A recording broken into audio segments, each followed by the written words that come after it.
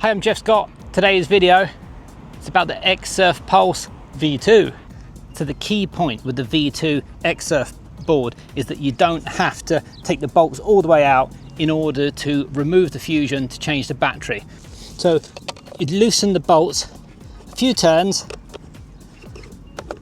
and then if you push down on the bolt just so that it's going slack underneath, same around here, a few turns, push the bolts down, and you can slide it all the way out and change it like your van or however you're going to do it. Or if you get it back far enough that you can reach in to the clamps and change the battery, like leave the fusion, leave the front box in the board, go get your new battery, obviously grease, cleaning up and all that sort of stuff, slide the battery in, and you can with your fingers just squeeze in and do up the clamps. If your back bolts are hanging out like these are, then you should push the bolts down in order that they're back in the right place to slide in. Slide it into your foiling position, do all 4 bolts up, do them tight. You don't want this stuff coming undone while you're out at sea. Once you've been round all 4 bolts, doing it tight, go around again.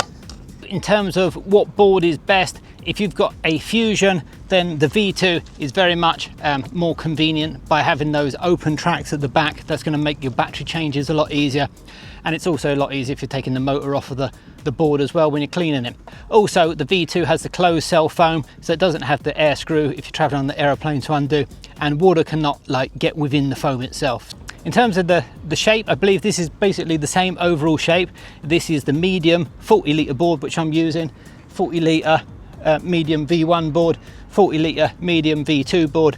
It's a really nice shape. I'm like 87 kilos, so I'm quite heavy. As you get up and you start to build momentum and you're sort of skipping along the water surface, like they really release well. You can sort of I can hop up quite early and it will still build speed and release. You have to go really fast on some of the other boards and then stand up while you're going really fast, because if you stand up too early they kind of bog and slow down, and that makes things very difficult. The way that these XSURF Pulse boards go, even when you've got like a smallish amount of speed, for me, if I hop up and I'm using the fusion, it'll still build speed and it'll still go, so I can hop up early. It's not like when it's going like all or nothing, which is really amazing. So I'm loving that. Anyway, hope you enjoyed the video. Don't forget to like and subscribe. That way I can keep you up to date on the latest news on foil drive.